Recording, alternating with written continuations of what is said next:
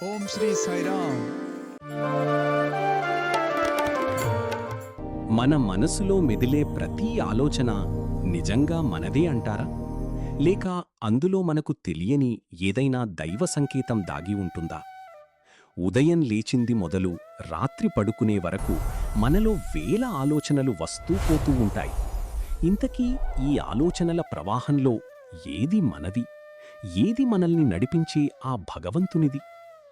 దేవుడు ఆకాశం నుంచి ఉరుములతో మాట్లాడతాడని, మెరుపులతో దారి చూపిస్తాడని కథల్లో వింటూ ఉంటాం. కాని నిజ జీవితంలో ఆ భగవంతుడి గొంతు మన చెవులకు కాదు, మనస్సుకే వినిపిస్తుంది. మన ఆలోచనల రూపంలోనే మనల్ని పలకరిస్తాడు. మరి అంతరాత్మ నుంచి వచ్చే ఆ పిలుపును, ఆ దైవ సంకేతాన్ని మనం గుర్తించడం ఎలా? ఈరోజు మనం అలాంటి ఒక అద్భుతమైన కథ గురించి తెలుసుకుందాం. ఇది ఒక సామాన్య భక్తుడికి జరిగిన సంఘటన. తన జీవితంలో పెను తుఫాను రేగినప్పుడు, కన్న కూతురి భవిష్యత్తు అంధకారంగా మారినప్పుడు, స్వామి పిలుపు ఒక ఆలోచన రూపంలో అతనికి ఎలా అందింది? ఆ పిలుపు అతని కుటుంబాన్ని ఎలా కాపాడింది? ఇప్పుడు మనం విందాం. ఆ సామాన్య భక్తుడి మదిలోని మహిమ విన్నాక మన ఆలోచనల వైపు మనం చూసే దృక్కోణం తప్పకుండా మారిపోతుంది. ఈ కథలోని మన ముఖ్య పాత్ర ఒక సామాన్య భక్తుడు. పుట్టపర్తి దగ్గర్లో నివసించి ఒక మధ్యతరగతి ఉద్యోగి. అందరి తండ్రుల్లాగి తనకంటూ పెద్ద కోరికలేవీ లేవు. తన కుటుంబం సంతోషంగా ఉండాలి, తన పిల్లలు ఆరోగ్యంగా ఆనందంగా ఉండాలి, అంతే. భార్య, 2 పిల్లలతో అతనిది ఒక చిన్న అందమైన ప్రపంచం. బాబా మీద అతనికి అపారమైన నమ్మకం. రోజూ దీపం పెట్టనిది, బాబానామం స్మరించనిది అతనికి రోజూ గడవదు. అంతా ప్రశాంతంగా ఉంది అనుకుంటున్న సమయంలో అతని జీవితంలోకి ఒక పెద్ద తుఫాను ప్రవేశించింది. అతని చిన్న కుమార్తె, ఓ 10-12 పాప, ఉన్నట్టుండి మారిపోవడం మొదలుపెట్టింది. ఎప్పుడూ గలగలా మాట్లాడుతూ ఇల్లంతా సందడి చేసే ఆ చిన్నారి ఒక్కసారిగా నిశ్శబ్దంగా మారిపోయింది. తన గదిలోనే ఒంటరిగా ఉండిపోవడం మొదలుపెట్టింది. ఎవ్వరితోనూ మాట్లాడటం లేదు, సరిగ్గా తినడం లేదు, మునుపటిలా నవ్వడం లేదు. ఆమె కళ్లల్లో ఏదో తెలియని శూన్యం, చెప్పలేని బాధ. కూతురిని ఆ స్థితిలో చూసి ఆ భక్తుని గుండె తరుక్కుపోయింది. ఎంతోమంది డాక్టర్లను కలిశాడు, ఎన్నో ఆసుపత్రుల చుట్టూ తిరిగాడు. డాక్టర్లు రకరకాల పరీక్షలు చేసి పాపకు శారీరకంగా ఎలాంటి సమస్య లేదని తేల్చి చెప్పారు. ఇది బహుశా మానసిక సమస్య కావచ్చు, తనలో తనే కుమిలిపోతూ ఉండవచ్చు అన్నారు. కానీ దానికి కారణమేంటో ఎవ్వరికీ అంతుచిక్కలేదు. ఆ భక్తుడు మరియు అతని భార్య చెయ్యని ప్రయత్నం లేదు. పాపతో ప్రేమగా మాట్లాడాలని చూశారు, ఆడుకోవడానికి ప్రయత్నించారు, బయటకు తీసుకెళ్లారు. కాని ఏదీ ఫలించలేదు. ఆ చిన్నారి పెదవులపై ఒక్క చిరునవ్వు కూడా తీసుకురాలేకపోయారు.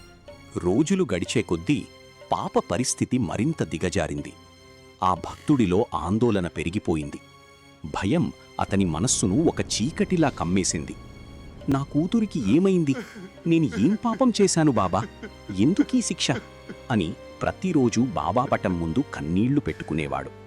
అతని భయం అతని భక్తిని కూడా కప్పేసింది. నా కూతుర్ని బాగుచెయ్యి, లేదంటే నా ప్రాణం తీసుకో అని వేడుకునే స్థితికి వచ్చాడు.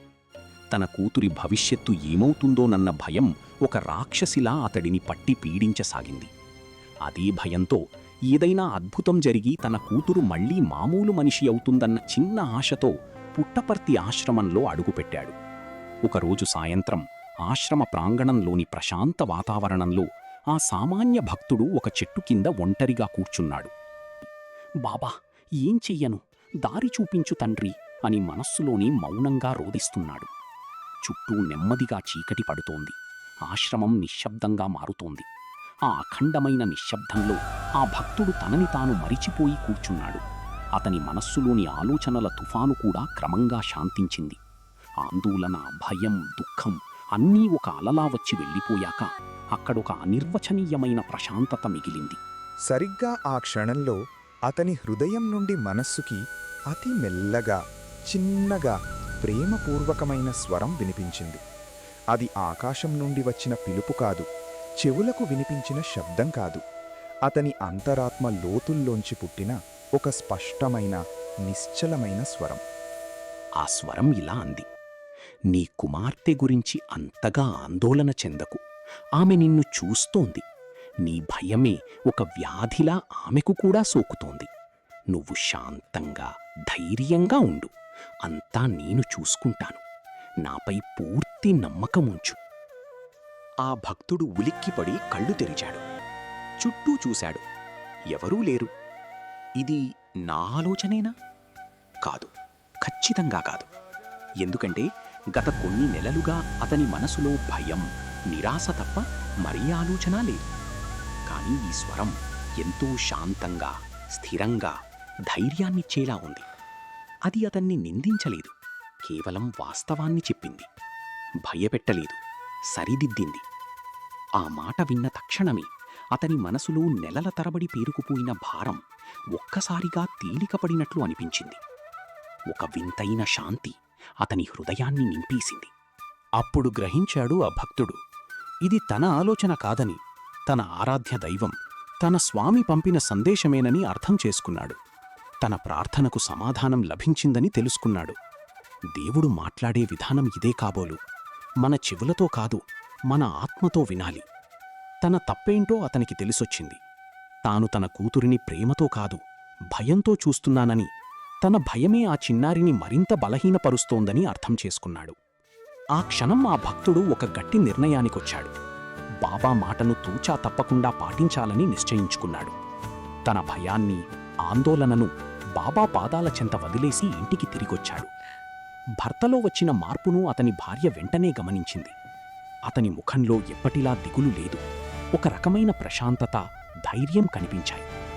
అప్పటి నుండి ఆ భక్తుడు తన ప్రవర్తనను పూర్తిగా మార్చుకున్నాడు. కూతురిని చూసి జాలిపడటం, ఆమె పరిస్థితి గురించి దిగులు పడటం పూర్తిగా మానేశాడు. బదులుగా ఆమెతో ఎక్కువ సమయం గడపడం మొదలుపెట్టాడు. కానీ ఈసారి అతని పద్ధతి వేరు. ఆమెతో బలవంతంగా మాట్లాడించే ప్రయత్నం చెయ్యలేదు. కేవలం ఆమె పక్కన కూర్చుని తన పనులు తాను చేసుకునేవాడు. మెల్లగా తనకు ఇష్టమైన బాబా భజనలు పాడుకునేవాడు. మాటలతో కాదు, కళ్లతోనే ప్రేమను పంచాడు. ఆమె నవ్వకపోయినా, పలకకపోయినా అతను మాత్రం చిరునవ్వుతో పలకరించడం మానలేదు. అంతా బాగుంటుందమ్మా, బాబా మనతోనే ఉన్నారు అని ధైర్యం చెప్పేవాడు. తండ్రిలో వచ్చిన ఈ మార్పును ఆ చిన్నారి గమనించసాగింది. అతనిలోని ప్రశాంతత, ఆ ధైర్యం, ఆ నమ్మకం నెమ్మదిగా ఆమెలోకి కూడా ప్రవహించాయి. తండ్రి భయం తనని మరింత ఒంటరిని చేసిందని, ఇప్పుడు తండ్రి ధైర్యమే తనకు రక్షణ కవచంలా నిలుస్తోందని ఆమె చిన్నారి మనసు గ్రహించింది. కొన్ని వారాలు గడిచాయి. ఒకరోజు ఆ భక్తుడు పూజగదిలో కూర్చుని భజన పాడుకుంటుండగా అతని కూతురు నెమ్మదిగా వచ్చి అతని పక్కన కూర్చుంది. ఆ భక్తుడు ఆశ్చర్యపోలేదు, భజన ఆపలేదు. కళ్ళు మూసుకుని తన్మయత్వంతో పాడుతూనే ఉన్నాడు. కాసేపటికి అతని గొంతుతో పాటు ఒక చిన్న, సన్నని గొంతు కలిసింది. ఆ భక్తుడు కళ్ళు తెరిచి చూశాడు. అతని కూతురు నెలల తర్వాత పెదవి విప్పి అతనితో పాటు భజన పాడుతోంది. ఆమె కళ్లల్లో మునుపటి శూన్యం లేదు, ఒక కొత్త మెరుపు ఉంది. ఆ క్షణంలో ఆ భక్తుడి కళ్ల నుండి ఆనంద భాష్పాలు జలజలా రాలాయి. కాని అవి దుఃఖం నుండి వచ్చినవి కావు, భయం నుండి వచ్చినవి కావు. అవి కృతజ్ఞతతో, ఆనందంతో, భక్తితో వచ్చిన కన్నీళ్లు. ఆ రోజు నుండి ఆ పాప పూర్తిగా మారిపోయింది. మళ్లీ మునుపటిలా నవ్వడం, మాట్లాడడం, ఆడుకోవడం మొదలుపెట్టింది. ఆ ఇంట్లో మళ్లీ సంతోషం నిండిపోయింది. ఆ భక్తుడు తన కూతురిని కాదు, తన భయాన్ని జయించాడు. ఆ దివ్యమైన నిశ్శబ్ద స్వరం, ఆ చిన్న ఆలోచన, అది దేవుని పిలుపేనని, అది తన కూతురినే కాదు, తన కుటుంబాన్నే కాపాడిందని లోతుగా విశ్వసించాడు. ఈ సంఘటన మనకు ఒక గొప్ప సత్యాన్ని చెబుతోంది. దేవుడు మనతో మాట్లాడుతూనే ఉంటాడు. కాని ఆ స్వరం వినాలంటే మన మనస్సు నిశ్శబ్దంగా ఉండాలి.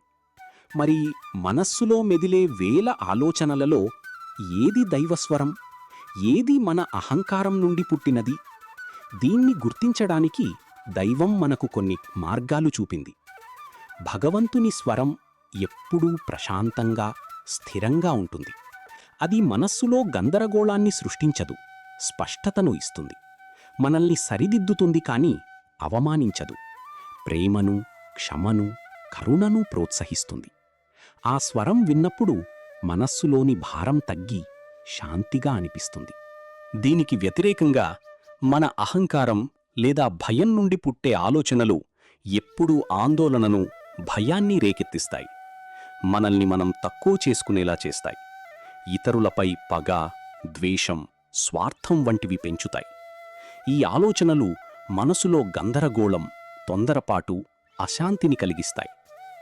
ఆ భక్తుడి విషయంలో నీ భయమే ఆమెకు సోకుతోంది అన్న మాట అతని తప్పును సున్నితంగా సరిదిద్దింది. నాపై విశ్వాసముంచు అన్నమాట అతనికి ధైర్యాన్ని, శాంతిని ఇచ్చింది. అదే దైవస్వరానికి గుర్తు. నన్ను నమ్మిన వారినెన్నడూ పతనం కానివ్వను అని బాబా అభయమిచ్చారు. ఆ నమ్మకమే మనకు కొండంత అండ. మరి ఈ దైవిక మార్గదర్శకత్వాన్ని మన జీవితంలోకి ఎలా ఆహ్వానించాలి?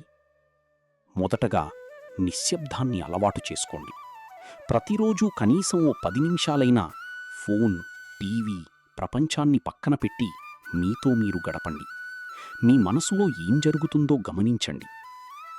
రెండవది, విశ్వాసంతో ప్రార్థించండి.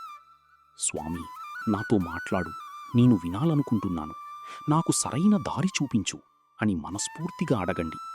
సమాధానం కోసం ఆతృతపడకుండా నమ్మకంతో ఎదురుచూడండి. మూడవది, గుర్తించడం నేర్చుకోండి. మీ మనసులోకి వచ్చే ప్రశాంతమైన, ప్రేమపూర్వకమైన, ధైర్యాన్నిచ్చే ఆలోచనలను గమనించండి. వాటిని దైవ సంకేతాలుగా స్వీకరించండి. భయాన్ని కలిగించే ఆలోచనలను పక్కకు నెట్టండి. చివరిగా సేవ చెయ్యండి. స్వామి చెప్పినట్టు అందర్నీ ప్రేమించు, అందర్నీ సేవించు. మనం నిస్వార్థంగా ఇతరులకు సాయం చేసినప్పుడు మనలోని అహంకారం కరిగి హృదయం స్వచ్ఛంగా మారుతుంది. అప్పుడు దైవవాణి మరింత స్పష్టంగా వినిపిస్తుంది. ఆ సామాన్య భక్తుడి విషయం కేవలం అతనిది మాత్రమే కాదు, మనందరి విషయం కూడా. మనలో ప్రతి ఒక్కరి జీవితంలోనూ రకరకాల సమస్యలు, భయాలు ఉంటాయి. ఆ సమయంలో మనకు కావలసింది బయటి నుంచి వచ్చే అద్భుతాలు కాదు, మన లోపలి నుంచి వచ్చే ఆ దైవిక స్వరమే మనకు మార్గాన్ని చూపుతుంది. ఆ ఆలోచనే మన పాలిట దైవ పిలుపు అవుతుంది. మన హృదయం ఒక పవిత్రమైన ఆలయం. ఆ ఆలయంలోనే దేవుడున్నాడు. ఆయన మనతో నిశ్శబ్దంగా, ప్రేమగా మాట్లాడుతూనే ఉన్నాడు. ఆ స్వరాన్ని ప్రేమతో గుర్తించడానికి ప్రయత్నిద్దాం. ఈ మహిమ మీ హృదయాన్ని తాకిందని ఆశిస్తున్నాము.